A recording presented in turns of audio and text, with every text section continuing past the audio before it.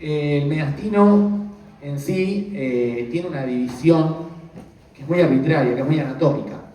Cuando nosotros vemos patología, no sé, en anatomía, hablamos de patología del retroperitoneo y patología del peritoneo, hay una fascia que divide una cosa de la otra y es importante conocerla, y la patología que es del retroperitoneo no va a ser del peritoneo y viceversa. En el mediastino no pasa eso. En el mediastino, la división entre mediastino anterior, medio y posterior es una división anatómica de Felson, que decimos, bueno, de la vértebra para acá. ¿Qué quiere decir eso? Que, por ejemplo, sin ir más lejos, la aorta torácica tiene una parte de mediastino anterior, una parte de mediastino medio, una parte de mediastino posterior. Así que a la hora de dar patología, bueno, no es tan específico la patología, el mediastino anterior, salvo las 4T, que de las 4T siempre aparece una T o dos y el resto son anecdóticas.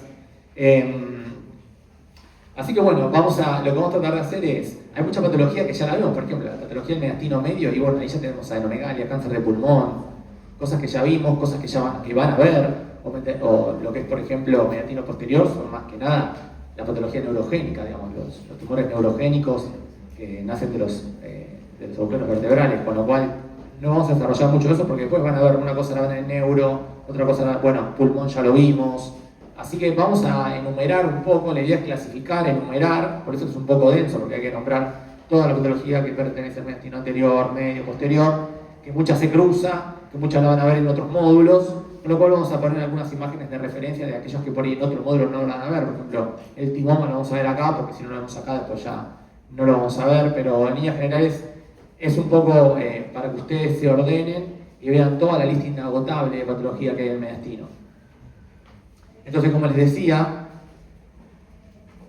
el mediastino se divide de manera arbitraria en un mediastino anterior, medio y posterior. A partir de lo que es el método Felson tenemos dos líneas. Una que está por delante de la tráquea y por detrás del corazón, que es la primera línea que ven ahí en verde vertical, esto es un corte sagital de una placa. Decimos de ahí para adelante hasta el esternón tenemos el mediastino anterior. Y la segunda línea pasa 1 centímetro por detrás del borde anterior de la vértebra torácica, pues es absolutamente arbitrario. Y de ahí hacia atrás. Entonces decimos, bueno, a partir de estas dos líneas hablamos de mediastino anterior, mediastino medio y mediastino posterior. Y ahí empieza la lista de mediastino anterior. Les traje justamente tiroides porque de tiroides vamos a hablar 2 minutos nada más de aquella tiroides que se mete adentro, pero dentro del mediastino anterior vamos a encontrar el bocio intratorácico, las lesiones del timo, teratoma, linfoma, patologías vasculares como la vena cava superior anómala o dilatada, tumor de las paratiroides, sobre todo las paratiroides ectópicas que aparecen en el mediastino, la tiroides ectópica también, menos frecuentemente, la patología mesenquimal como el lipoma, la lipomatosis, el aneurisma de aorta, el tumor del pericardio, el quiste del pericardio o el divertículo del pericardio, tumor cardíaco, aneurisma, hernia morgánica, hepática, almohadilla grasa pericárdica. No vamos a hablar de todas estas patologías, simplemente muestro lo extensa que se hace la lista si uno dice qué patología puedo encontrar si anatómicamente hablo de mediastino anterior. La famosa regla que aprendieron en el pregrado, ¿no? Las 4T. En el mediastino anterior hablamos siempre de timoma, tiroides, terrible linfoma y teratoma. Bueno, la realidad es que de las 4T van a haber muy pocas T. El timoma es una entidad no tan frecuente, lo vamos a desarrollar ahora. Les diría que por frecuencia lo que más van a ver son ganglios, o sea de un linfoma o sean ganglios metastásicos. Por eso la de terrible linfoma es lo más frecuente que van a ver ganglios. Siempre el ganglio en el mediastino es la patología más frecuente, venga donde venga, ¿sí? El teratoma es muy infrecuente. Yo he visto muy pocos teratomas. El teratoma igual se reconoce porque es lo que ven, lo mismo cuando ven en el ovario el quiste dermoide, o sea, pelo, grasa, una mezcla de cosas metida ahí en el mediastino. Y la tiroides se ve con mucha frecuencia, pero más que nada porque justamente la tiroides, si bien no pertenece al mediastino, sino que corresponde al espacio visceral del cuello, y se estudia patología del cuello, muchísimas veces la tiroides, el bocio, se hace endotorácico y a partir de ahí es que lo vemos en el mediastino anterior. Lo importante es justamente que reconozcan que un bocio endotorácico no es un timoma. Y es bastante simple darse cuenta de eso si es que se toman el trabajo de subir y ver que viene de la tiroides. Bien, entonces el mediastino anterior vamos a tener toda masa que viene del cuello hacia el mediastino superior, sugiere lesión tiroidea en el adulto. Lo que yo les decía, revisen cuando ven una masa. El otro día me pasó lo mismo, una endocrinóloga del ramo me decía así: por favor, podía ver, había una paciente que habíamos punzado en el ramo que tenía un nódulo en el lóbulo derecho y un nódulo enorme en el istmo tiroideo que se metía loco del culo. Y se fue a hacer una tomografía en algún privado, informamos masa del mediastino anterior, y la endocrinóloga me pidió si lo podía reevaluar. Y nada, simplemente vi la tomografía y le digo a la endocrinóloga, mirá, no hace falta reevaluarlo, esto viene de la tiroides. Tiene la misma densidad que el tejido tiroideo, ya lo vi por ecografía. Lo volvimos a revisar y era un nódulo tiroideo del istmo que se metió al tórax. Con lo cual, revisen de dónde viene, no se queden con la imagen, con la foto de la masa del mediastino anterior para decir masa del mediastino anterior y ponerlo en la misma línea de las 4T. El linfoma del teratoma se desarrolla más que nada en adultos jóvenes, el timoma a partir de los 40 años, y como les decía, la presencia de dientes, huesos, bueno, hace patognomónico que se trata de un teratoma, ¿sí? Aunque es rarísimo. Yo he visto 2 en 20 años, en el mediastino, ¿no? En el mediastino medio, siempre que ganan las adenopatías, ¿sí? Y acá entra linfoma, metástasis, cáncer de pulmón, todo lo que van a ver, principalmente, como decíamos, son adenopatías. Después, el tumor tiroides. La tiroides, cuando sigue metiéndose en el mediastino, se puede tranquilamente meter al mediastino medio, desplazar a la tráquea, desplazar al esófago, pero se ve que viene en la tiroides. Un tumor paratiroideo, neurinomas del vago del frénico, mediastinitis, absceso, fibrosis, tumores de la tráquea, aneurisma de la aorta, o venas o arterias principales, un arco aórtico derecho, un quiste broncogénico, una lesión esofágica, un agrandamiento de la vena ácidos, un hematoma, una hernia de hiato, todo eso pertenece al mediastino medio.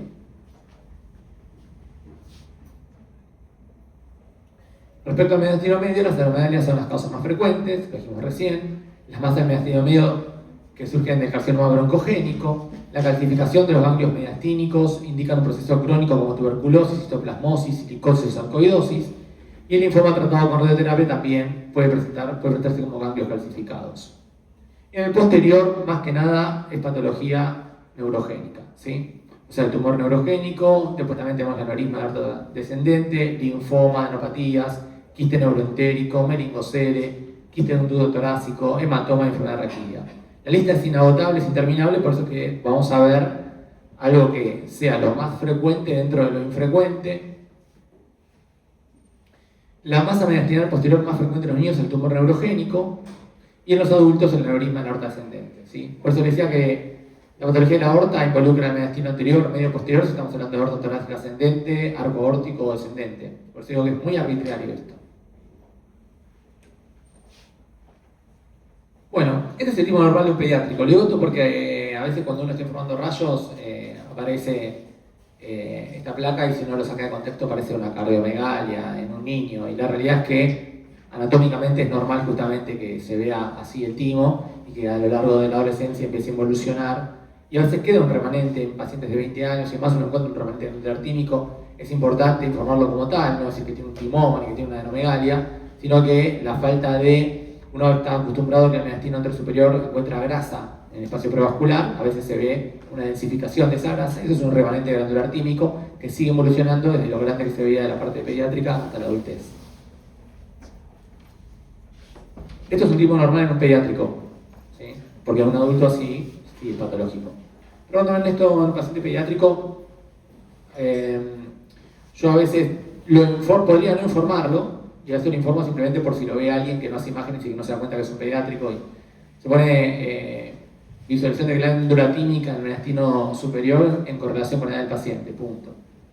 Así ya no genera ningún tipo de discusión. Hablamos de la hiperplasia tímica, es bastante difícil de distinguir del timoma, se asocia a la mastenia gravis, y lo que vemos es un timo con aumento de tamaño, con un tejido denso y con muy poco tejido graso. Bueno, entonces ven, estos son dos tomografías en una reconstrucción coronal. La primera vemos lo que habitualmente vemos donde está el timo, que es grasa, ¿sí? La grasa del mediastino anterior superior donde ya involucionó el timo. En una hiperplasia tímica verdadera, vemos ahí esa densificación que está marcando la flecha roja, y se puede dar en pacientes jóvenes que fueron sometidos a quimioterapia o por algún tipo de infección endocrina, o también podemos tener una hiperplasia folicular linfoide en el caso de pacientes que tienen patologías autoinmunes. Pero típicamente lo vemos así, ¿sí? Como una hiperplasia tímica. No es tan fácil tampoco distinguir de un timoma no invasivo, pero es como un remanente granular tímico, digamos, que ya no es solamente una densificación de la grasa, sino que tiene la morfología del timo, que es una morfología triangular. Pero con un realce homogéneo, con densidad de partes blandas. Respecto a lo que son los tumores tímicos, tenemos el timoma, el carcinoma, el timolipoma, el quiste tímico, la hiperplasia ya la vimos, y otros. Respecto al timoma, corresponde al 15% de las masas medias tímicas. Es una causa frecuencia de masa mastinal anterior entre los 40 y los 60 años. Se asocia a la mastenia gravis, por eso muchas veces pacientes que debutan con mastenia gravis se refieren a la tomografía de tórax, ¿sí? Para ver si eso viene asociado a un timoma. Tenemos tres tipos: el predominio linfocitario, el predominio epitelial y los que son linfoepiteliales. Y al mismo tiempo si vienen invasivos y no invasivos, ¿sí? Timoma invasivo, timoma no invasivo. El invasivo representa el 30%, muchas veces indistinguible del carcinoma tímico, que ahora vamos a ver, más que nada por el compromiso que tiene con las estructuras vasculares, con la pleura, ¿sí? Entonces hablamos que hay un timoma no invasor y un timoma invasor. Es una neoplasia primaria más frecuente en el destino anterior, entre la quinta y la sexta década. Un tercio asociado a mastenia gravis, y también se puede asociar a hipogamma-globulina inadquirida y a aplasia eritrocítica. Y así como típicamente se ve un timoma no invasor, es una masa de tejido blando del mediastino superior, de límites definidos, que tiene un correcto, claro plano de clivaje con las estructuras vasculares, con la pleura, ¿sí? Que suele ser bastante homogéneo, no suele tener calcificaciones, aunque puede haberlas, pero no es frecuente. Lo mismo tampoco suele tener degeneraciones quísticas, aunque puede haberlas, pero no es frecuente. A veces el timoma es muy pequeño y entonces ahí aparece la duda, como ya no tiene una forma de timo, diciendo, pues esto es una anomegalia del espacio prevascular o es un timoma. Bueno, a veces lo que ayuda es que puede tener pequeñas calcificaciones marginales, como en la imagen de la derecha, y eso hace que sea menos probable que sea una anomegalia, ¿sí? Y más frecuente que se trate de un timoma no invasor de pequeño tamaño. Pero fíjense que claro está el plano graso entre las estructuras vasculares, en el caso de la aorta, el arco aórtico, en el caso de la arteria pulmonar. Entre el timoma y las estructuras vasculares hay un plano graso de clivaje y un límite definido de densidad homogénea en el timoma. El timoma invasor ya es mucho más complejo. Es una masa de gran volumen, de tejido blando, y fíjense que ya perdemos el clivaje. En la primera imagen tenemos una pérdida de clivaje con el arco aórtico, y además fíjense también en la imagen de la derecha el compromiso pleural, ¿sí? La pleura diafragmática, ahí hacia el segmento basal medial del lóbulo inferior izquierdo, tiene un tejido blando de contornos lobulados con la misma densidad que tiene el timoma, ¿sí? El timoma invasor puede derivar en carcinoma también. Fíjense, en el caso de la imagen de abajo, tenemos otro timoma invasor que en realidad, si bien no es tan grande y no hay compromiso pleural, lo que no hay es clivaje graso con las estructuras vasculares. Por eso ya ahí empezamos a hablar de que es invasor.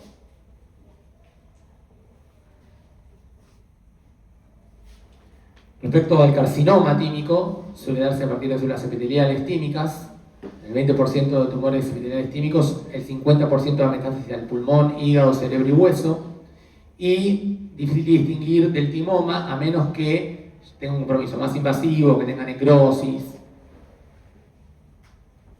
Acá tenemos un carcinoma tímico que lo que tiene característicamente es que tiene áreas más hipodensas, tiene un realce heterogéneo, tiene calcificaciones, se lo puede ver incluso hasta loculado, no tiene un claro plano de clivaje con las estructuras vasculares. Por eso decía que en eso a veces es bastante difícil de distinguir del timoma invasor, pero muchas veces el carcinoma, cuanto más indiferenciado sea, más heterogéneo va a ser las zonas de realce, ¿sí? Puede tener más zonas quísticas por necrosis y demás, entonces se lo ve más heterogéneo al carcinoma tímico que al timoma invasor. Acá tenemos entonces otro carcinoma tímico. Fíjense el realce heterogéneo que tiene. Primero, la falta de clivaje con las estructuras vasculares y el realce heterogéneo que tiene, donde se ve que hay áreas de mayor hipodensidad, áreas de mayor densidad, ¿sí? Bueno, diagnóstico diferencial de esto, metástasis. Hay pacientes que tienen, no siempre las metástasis ganglionares o los linfomas se ven como ganglios, sino que se pueden ver como masas. ¿Se entienden? Masas infiltrativas del mediastino con realce heterogéneo, tranquilamente puede ser metástasis, ¿sí? Pero obviamente debemos tener un primario conocido. Si el paciente, digamos, se le encuentra esto, estaba asintomático, por ahí debuta dificultad respiratoria o signos y síntomas inespecíficos, en la tomografía encontramos esto y no hay patología oncológica como precedente, bueno, podemos acercarnos al carcinoma tímico. Por supuesto que esto va a biopsia, el diagnóstico finalmente lo hace la punción, no lo vamos a hacer con la imagen. Otro carcinoma tímico, fíjense que ya es una masa muy grande, infiltrativa, realce heterogéneo. Miren cómo comprime a la arteria pulmonar izquierda, no tiene clivaje con el tronco de la arteria pulmonar, se acompaña por un derrame pleural y además que también ven ahí, aparte, algo que vimos recién en el timón invasor, que hay aparte de la masa mediastinal. Pero el clivaje ya lo dijimos, algo que yo no haya dicho, que dije en el invasor, que digo, a veces es difícil distinguir el timón invasor del carcinoma. Muy bien, compromiso pleural. Fíjense.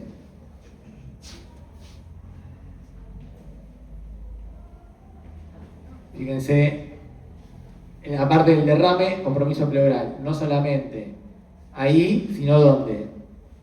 En la cisura. ¿Sí? La cisura mayor es una prolongación de la pleura. Así que a veces nos ayuda la pleura, la cisura nos ayudan a ver, por ejemplo, no sé, nodulillos de distribución perilinfática, infiltraciones, derrame pleural. ¿Por qué? Porque es una prolongación de la pleura. Así que acá lo que estamos viendo, más allá de la masa heterogénea, no tiene ni clivaje con la pared anterior del tórax ni con las estructuras vasculares de la arteria pulmonar, tiene además infiltración por contigüidad de la pleura, ¿sí? Ya sea en la cisura como a nivel basal posterior.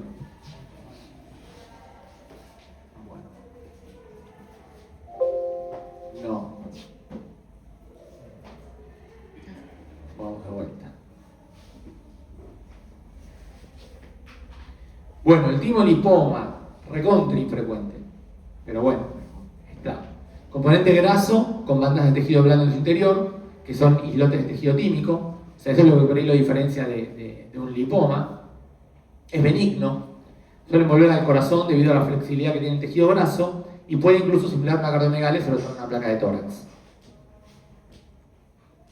Y ahí lo ven. Lo que uno ve pareciera, uno dice, bueno, parece un lipoma. No es tan frecuente que haya un lipoma en el mediastino, sí puede haber lipomatosis del mediastino. La lipomatosis es el incremento del espacio graso, y la lipomatosis no se entra en el mediastino, en la grasa del mediastino, sino en la grasa del pericardio. De hecho, pacientes obesos van a ver muchas veces que tienen mucha grasa prepericárdica y eso termina generando pérdida de volumen pulmonar y terminan teniendo bandas atelectásicas en la língula o en el lóbulo medio por el incremento en el tejido graso que le gana volumen al parénquima pulmonar. Bueno, eso es una lipomatosis, pero esto es un lipoma, ¿por qué? Porque tiene un límite definido, tiene un límite capsular definido, que es lo que está marcando la flecha, está en el mediastino, y además las cabezas de flecha muestran que hay áreas de densificación de tejido blando, ¿sí? ¿Por qué no es un teratoma? Porque tiene demasiada grasa para un teratoma. El teratoma tiene grasa entre otras cosas, tiene hueso, tiene grasa, tiene tejido blando, ¿sí? Con lo cual, por supuesto que uno no puede decir que es una lesión sarcomatosa, pero es muy característico y muy infrecuente el timolipoma. Acá lo tenemos paracardíaco. Cuando está paracardíaco, lo llego simula una cardiomegalia porque está paracardíaco, y cuando tiene mayor componente de tejido blando por el componente adiposo, bueno, se hace más indistinguible de que sea un timolipoma, pero bueno, uno puede decir, bueno, será un tumor del proceso pericárdico, es una masa del mediastino, finalmente, en este caso se trata de un timolipoma y sabemos que, como decíamos, se proyecta hacia la grasa del pericardio. El quiste tímico también es infrecuente, pueden ser congénitos o adquiridos. En los congénitos hay tejido tímico, habitualmente son uniloculares, y los adquiridos se dan por radioterapia, en caso del linfoma de Hodgkin, proceso inflamatorio, toracotomía, y también en algunos tumores tímicos, como el timolinfoma, puede aparecer un quiste tímico. Habitualmente vemos una masa con límite definido, que tiene claro el plano de clivaje con las estructuras vasculares del mediastino, pero que le ponemos el ROI y nos da líquido.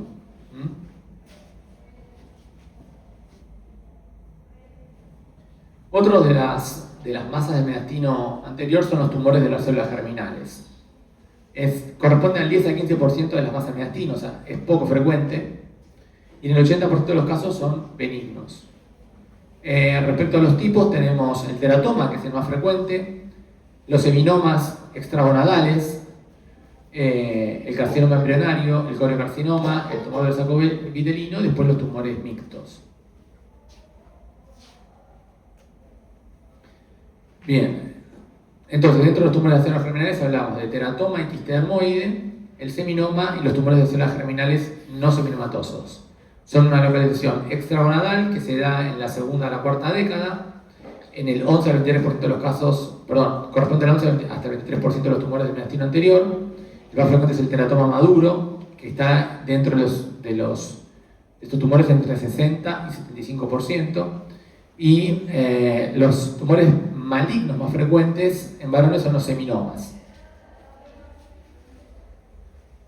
Bueno, el quiste dermoide se desarrolla entonces por persistencia del conducto timofaringio, suelen ser uniloculares de contenido quístico, pueden tener calcificaciones marginales, y acá el componente quístico puede tener mayor o menor densidad, a veces un Alpha-1 le da densidad similar a la sangre, puede ser eso justamente porque tiene un contenido alto, proteináceo. Los teratomas pueden ser quísticos o sólidos, habitualmente son mixtos, porque tienen un poco de todo. Frecuentemente benignos, los maduros son los benignos, los más inmaduros se asocian a la malignidad. Un 15% pueden ser quistes inespecíficos, tienen una distribución similar al timoma, tienen bordes irregulares, suelen ser lobulados, y cuando son de límites mal definidos se asocia a un teratoma maligno, ¿sí? Menos frecuente, pero puede pasar. Es frecuente encontrar calcificación y nivel hidrograso, por lo que les decía. Son tumores que tienen pelo, tumores que tienen grasa, tumores que tienen diente. Por eso es que se ve tan heterogéneo. Bueno, una placa de tórax. En realidad acá solamente vemos una masa de mediastino, importante que la vean. De límites definidos, ¿sí? Del mediastino anterior, que se ve perfecto en el perfil. Y eso es típicamente como se ve el teratoma. Se dan cuenta que a diferencia de lo que era un timolipoma, el timolipoma tenía un gran componente graso y tenía un poquito de tejido blando, acá hay de todo. Acá hay grasa, hay tejido blando y calcificaciones, ¿sí? O sea, el teratoma, así como es de infrecuente, es fácil de reconocer cuando aparece. Acá, en el ovario, donde sea. Es muy característico. Bueno, el seminoma es más frecuente, por supuesto, es en la patología maligna, en varones jóvenes. Dentro de los malignos es el más frecuente. Se ve una densidad de partes blandas con realce homogéneo, se acompaña de derrame pleural y pericárdico, pero tiene un componente invasivo, ¿sí? Como lo veíamos antes en el carcinoma típico. Fíjense en este caso cómo está comprimiendo a la aorta, comprime las arterias pulmonares, toma contacto con la pared anterior del tórax, no muestra clivaje ni con el esternón ni con nada, o sea que esto es bastante invasivo. Bueno, tiroides, el gran capítulo de tiroides. Solo acá lo vamos a pasar rápido. Lo que entra dentro de las 4T es justamente el paciente que tiene un bocio endotorácico, ¿sí? Es frecuente, es frecuente el paciente que tiene enfermedad de Graves, neoplasia o tiroides ectópicas. Las masas tiroides suelen ser asimétricas, o sea, la mayoría de las veces lo que vemos es que un lóbulo es más grande que el otro.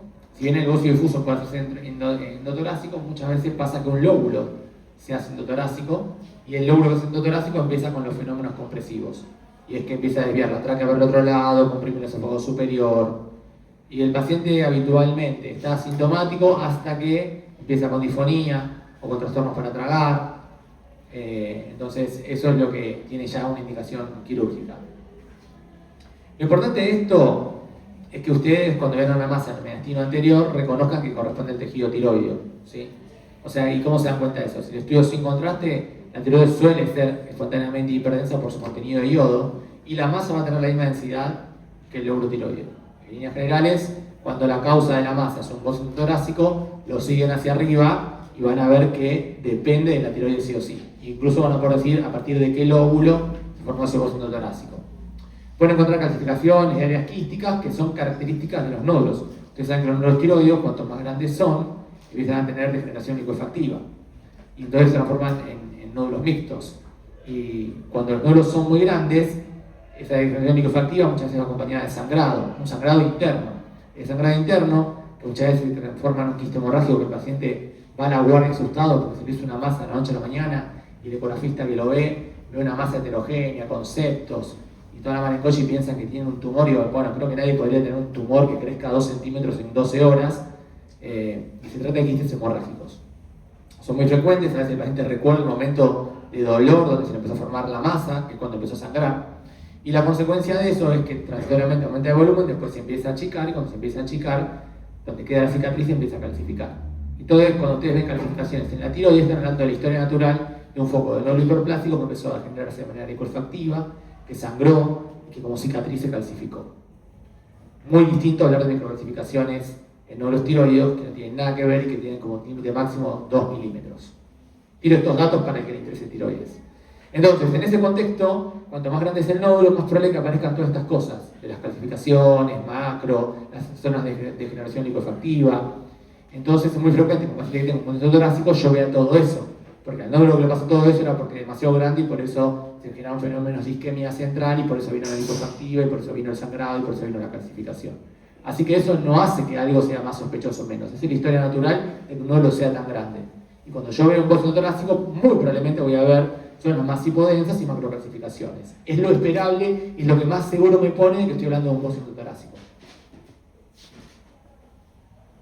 Bueno, la típica placa del paciente que tiene un bócido torácico es la masa del mediastino que termina desplazando la tráquea, como yo decía, tienen problemas o para respirar, o para tragar, o para fonar.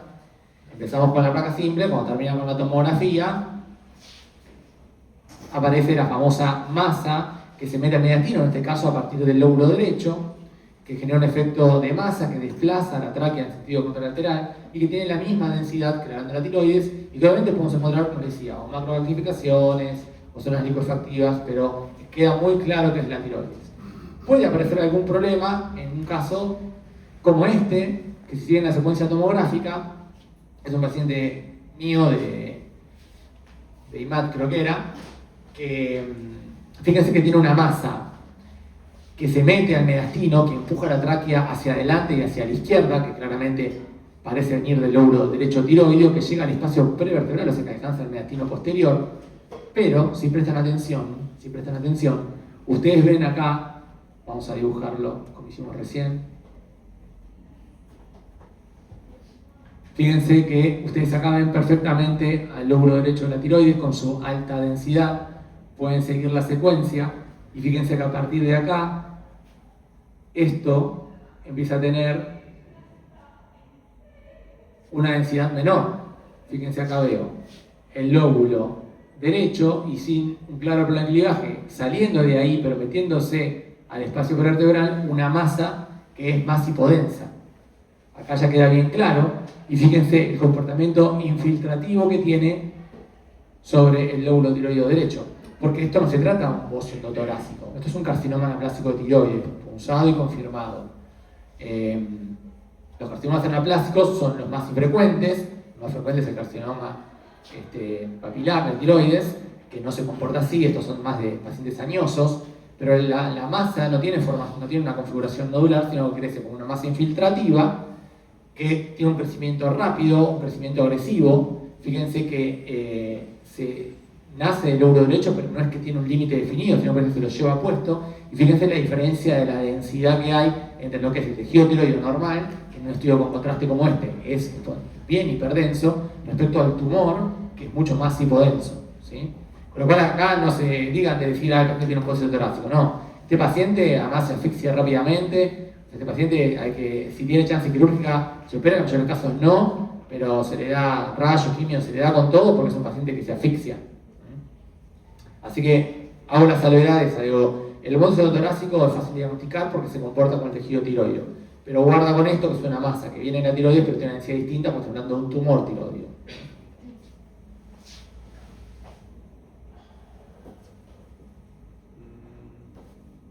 ¿Cómo salgo de acá?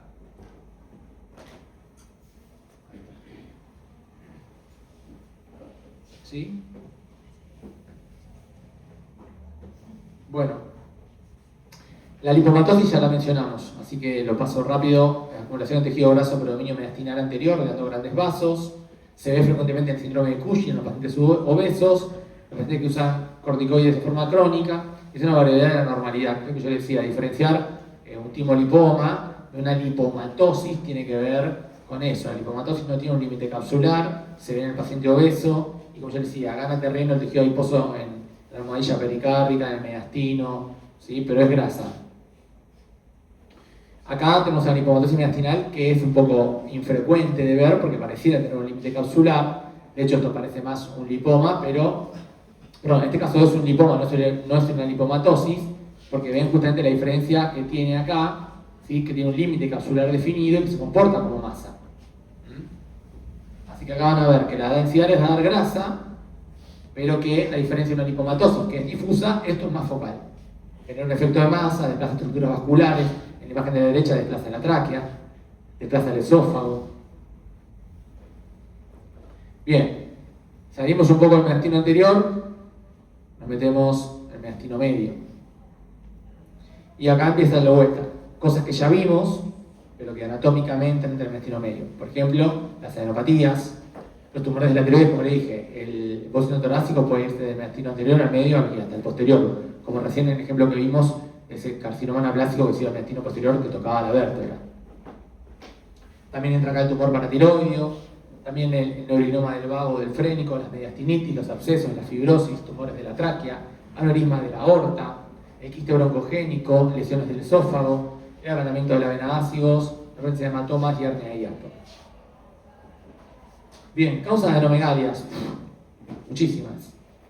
Muchos vimos cuando vimos la clase de nódulo pulmonar solitario y cáncer de pulmón, así que eso directamente lo doy por tildado, que ya lo vimos. Los linfomas, tanto el linfoma de Hodgkin, que es frecuentemente torácico, como el linfoma no Hodgkin, que puede tener adenomegalias al tórax. Las metástasis, la idea principal, causa de adenomegalias del mediastino, las metástasis. La sarcoidosis, que habitualmente la sarcoidosis es fácil de distinguir cuando tiene la distribución clásica, que es parailiar bilateral calcificado, con los granulomas calcificados, pero muchas veces la sarcomatosis, los adenomegalias, la sarcoidosis, no están calcificadas todavía, entonces ahí puede generar un problema. Las infecciones, enfermedad de Castleman. Bueno, el cáncer de pulmón es la causa más frecuente de masa iliar y aumento del tamaño de ganglios ciliares. ¿Qué cáncer de pulmón es más frecuente en el ilio? Lo vimos en la clase. El escamoso, perfecto. Recuerden que típicamente el adenocarcinoma y toda su variable suele verse como un nódulo pulmonar, sólido, subsólido, como sea, periférico, y el carcinoma epidermoide, que nace del bronquio, debuta con una atelectasia posobstructiva porque suele ser bien iliar, bien del mediastino, ¿sí? Después aparece el adenocarcinoma del mediastino y aparece el epidermoide como nódulo en el vértice. Bueno, sí, pero digo en frecuencia, con lo cual el cáncer de pulmón, sobre todo el carcinoma epidermoide, les diría que es la principal masa del mediastino medio.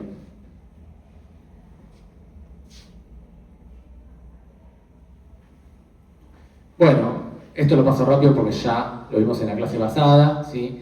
Les tomé un cáncer de pulmón acá, mediastínico, puro, ¿sí? Como una masa de mediastino, que dice que esto es una adenomagalia, bueno. Linfoma. El Hodgkin, como les decía también, así como lo más típico, lo más frecuente es que el de Hodgkin sea más torácico que el linfoma no Hodgkin, que es más sistémico.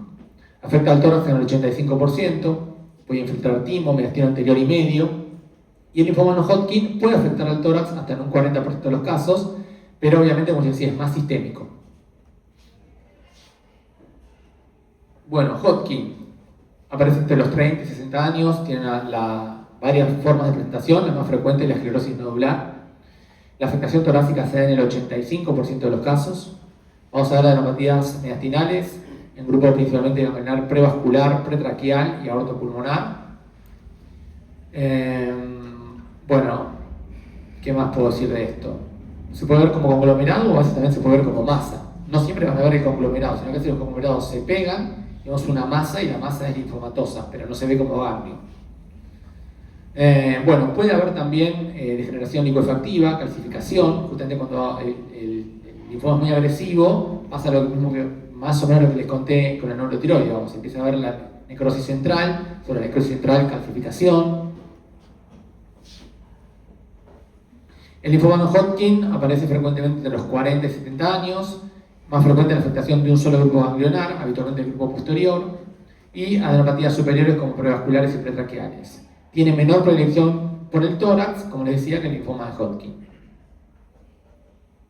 Bueno, acá tenemos el linfoma de Hodgkin, como les decía, es una masa de mediastino medio típica, que no siempre uno distingue que son conglomerados adenomegálicos. ¿Por qué? Porque, como les decía, empieza a haber adherencias y terminan conformándose como una masa. Masa de mediastino medio, lo más frecuente que sea, si no es un cáncer de pulmón, son adenomegalias. Si son adenomegalias, si no son metastásicas, es un linfoma. Si es un linfoma, es un Hodgkin. Otra placa de tórax, masa de mediastino medio. Bueno, esto volvimos al anterior, me parece. No tenía que haber estado ahí esa diapositiva. A veces sí se pueden distinguir como múltiples adenomegalias. ¿Ven? Acá sí tenemos adenomegalias que están en el espacio prevascular, ¿sí? A nivel paratraqueal derecho, retrocavo protraqueal, pero podemos distinguir cada adenomegalia separada de la otra, aumentada de tamaño, pero separadas por tejido graso. Las metástasis, lo van a encontrar siempre, adenomegalias metastásicas en el mediastino. ¿De dónde vienen? Pulmón, mama, melanoma, riñón, testículo y tumores de cabeza y cuello. Es bastante difícil distinguir desde la morfología, decir, bueno, estas adenomegalias son metastásicas, son linfomatosas. No hay una manera. Como les decía muchas veces, depende un poco del comportamiento que encontraste, cuán heterogéneas son, cuánta necrosis tienen. Pero en líneas generales, lo que ustedes tienen que dar cuenta ahí es que hay un conglomerado de adenomegalias. Muchas de ellas no tienen claro órgano de clivaje, tienen que mencionar los mayores, la localización, ahí hay espacio prevascular, retrocavo traqueal, ventana ortopulmonar. Pero les vuelvo a repetir, no es que según esta característica es un linfoma, sino según otra característica es una metástasis. Bueno, las infecciones mediastinales que aparecen tienen como causa la tuberculosis, una causa, la histoplasmosis y las bacterianas. Afectación mayor de ganglios ciliares y mediastinales medios. Vamos a hablar de la sarcoidosis, lo que yo les decía, la sarcoidosis típica, habitualmente los ganglios están calcificados y no presentan ningún problema. Encontramos granulomas, muchas veces calcificados en el parénquima pulmonar, y la distribución pariliar bilateral de las adenomegalias. Pero muchas veces, en este caso tenemos ganglios pretraquiales e iliares que están aumentados de tamaño y se comportan como masa y no están calcificados. Bueno, acá no es tan fácil hacer el diagnóstico a menos que tengamos un dato clínico que el paciente tiene una sarcoidosis para orientarlo hacia ese lado. Pero típicamente son pariliares bilaterales. La mediastinitis es una afección mediastinal difusa, tiene una forma aguda, granulomatosa y esclerosante. En el caso de la aguda, por ejemplo, la perforación esofágica y atrogénico espontánea. La atrogénica, la clásica, bueno, no es clásica, pero haciendo endoscopía, un esófago friable, puede perforarse y ahí hacemos una mediastinitis. Propagación de infección en otros sitios, habitualmente se acuerdan que hay una parte en el cuello del espacio visceral, que es la prevertebral, que es un sitio de comunicación desde que un flemón parafaringeo puede ir a parar al mediastino, termina siendo una mediastinitis y termina yendo a veces al mediastino medio. Lo que vamos a ver es cambio de tejido graso por tejido líquido o gas. La presencia de gas, si no está perforado el paciente, es una infección. Después tenemos mediastinitis granulomatosas, que nos pueden dar la tuberculosis, la sarcoidosis, las micosis, y más que nada vamos a ver fibrosis y adenomegalias crónicas que pueden calcificar. Bien, acá tenemos entonces en la placa de tórax algo muy sutil, que es ver una línea de gas en el mediastino, donde yo debería ver la densidad líquida del mediastino, estoy viendo una línea de gas, y ahí pueden ver entonces en el mediastino la presencia de una colección con nivel, gas, bueno, un paciente más complejo. Acá tenemos otra mediastinitis, justamente lo que vemos es el reemplazo del tejido graso por un tejido ya más densificado, que muestra realce heterogéneo por contraste y que encima tiene gas, ¿sí? Eso es una mediastinitis.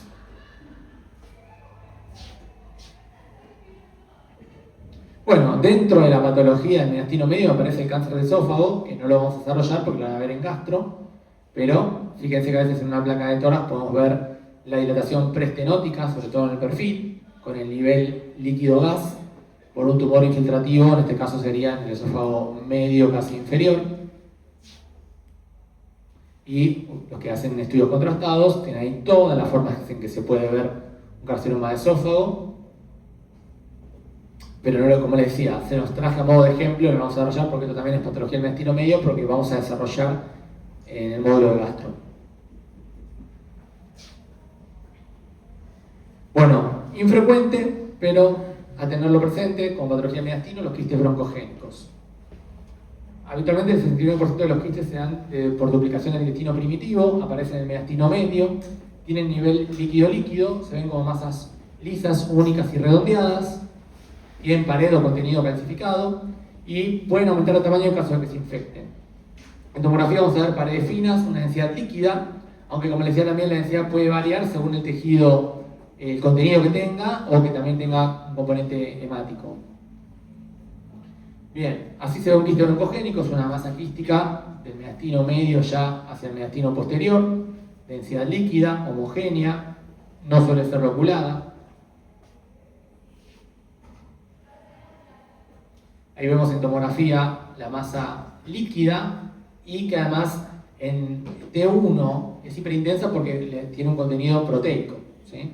Que también eso puede pasar que cuando le ponemos el ROI en la tomografía nos da una densidad de 60 y pico y dicen, bueno, pero entonces no es un quiste. No, sí, lo hacen también en un riñón que tiene un quiste de Bosniak 1, pero que es totalmente hiperdenso y le da 60 y pico. Depende del contenido proteináceo que tenga la imagen quística. Bueno, otro tipo de quistes que aparece también son los quistes de duplicación esofágica. Son congénitos, o sea que es una patología más pediátrica, se diagnostica en la infancia.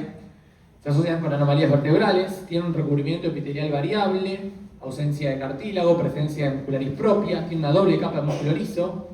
2/3 de los casos están situados a la derecha del esófago. Los quistes esofágicos son indistinguibles de los broncogénicos, pero generalmente están unidos al esófago y presentan nivel hidroaéreo. Esto es por ahí lo que lo hace más distintivo. Y ahí tienen un quiste de duplicación esofágica, ¿sí? Uniloculares, contienen mucina, tenemos un axial coronal y sagital.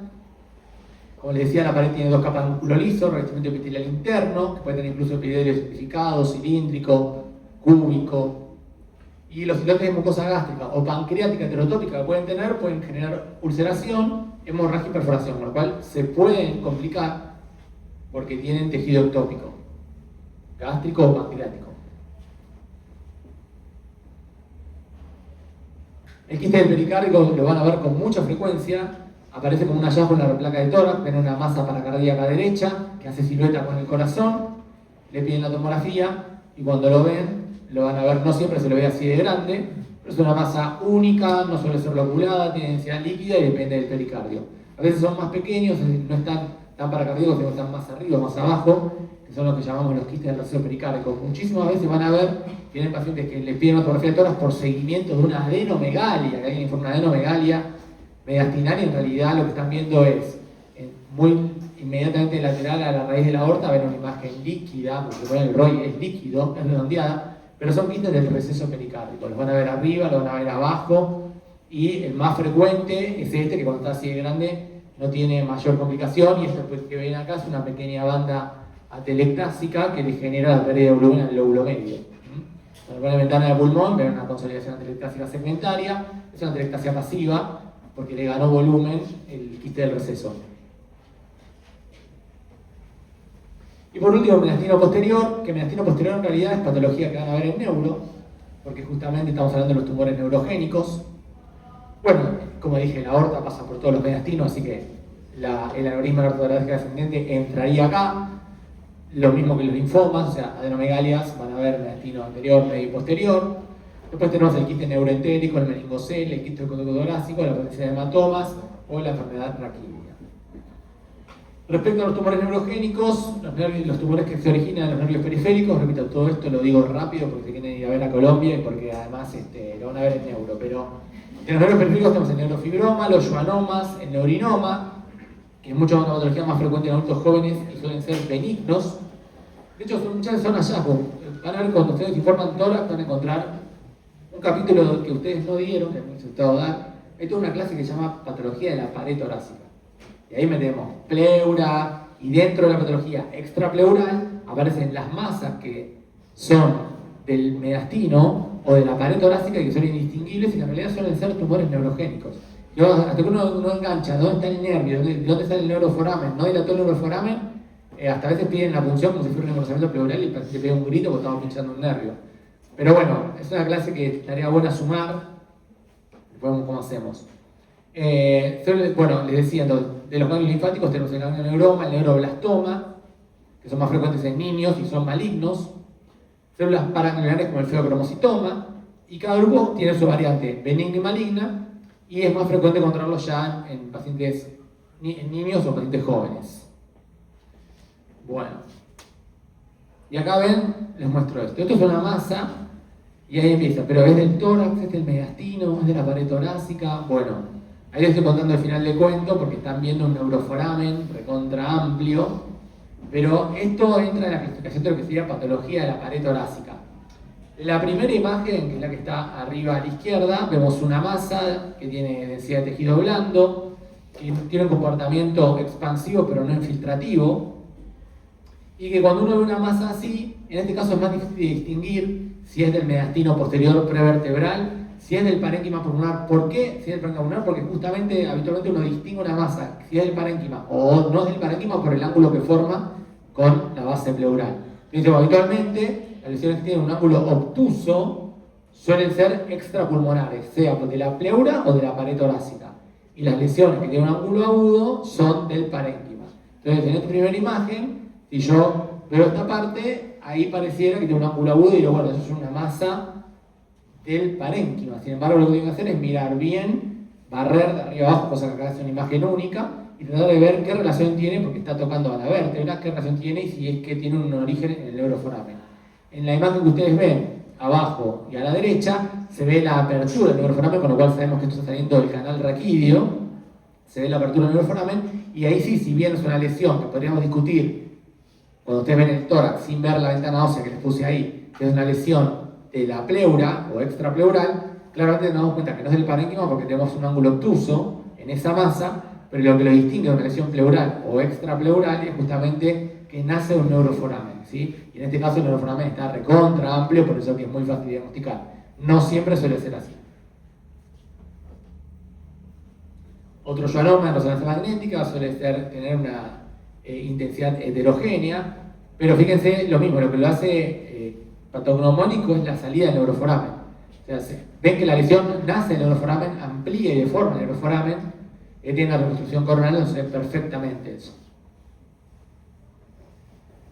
Bueno, otros schwannomas, muchas veces los schwannomas pueden tener áreas pseudoquísticas, son reales heterogéneos con áreas líquidas que se ponen muy bien de manifiesto en la resonancia magnética, pero lo clave es que son lesiones del mediastino posterior, paravertebrales, pero que siempre le enganchan que está saliendo el neuroforamen, porque estamos hablando de que es un nervio, ¿sí? Entonces lo ven salir y ensanchar el neuroforamen. En este caso, una masa que vemos en el perfil de tórax terminó siendo un neurofibroma, va a tener que tener neurofibromatosis, pero bueno, por lo menos una masa de tejido blando, definido, del mediastino posterior, en lo que es el perfil del tórax, después que se la tomografía computada, se fijan si eso es neurogénico o no. Acá les muestro los diferentes ejemplos. El de arriba, un ganglio neuroma, que quizás tiene como distinguible ahí en la resonancia magnética que se ven como que tuviera septos y da la apariencia de ser loculado. Es una masa entonces lobulada, paravertebral de mediastino posterior, con presencia de septos o pseudoseptos, con intensidad heterogénea. En la imagen de abajo, a la izquierda, tenemos un coronal T2, donde van a ver, por un lado, el origen del neuroforamen. Tiene una hiperintensidad heterogénea porque se le llama endiana, suele tener un centro más hipointenso. Y fíjense cómo se ve la progresión neural ahí intercostal, ¿ven? A veces por eso digo, se ven como masas que están en la pared torácica a nivel intercostal y uno piensa que es una masa pleural o extrapleural y en realidad vienen haciendo del neuroforamen. En el caso del paraganglioma suele ser fusiforme, ¿sí? Y acá de suerte enganchamos que viene de un nervio simpático, que es lo que está marcando ahí la flecha. Bueno, lo mismo, un neuroblastoma, fíjense lo que marca la flecha, es cómo está el origen, ¿sí? A partir ahí de canal raquídeo. Y otro paraganglioma que ahí ya es bastante indistinguible, que es una masa de mediastino, parece pues, hasta una adenomegalia paratraqueal. Sin embargo, como yo les digo, lo siguen, acá la imagen es estática, lo siguen y van a ver que en algún lugar está comunicado un nervio o un neuroforamen. Y bueno, eso fue lo último. Bueno, listo chicos. Conmigo terminamos el tórax.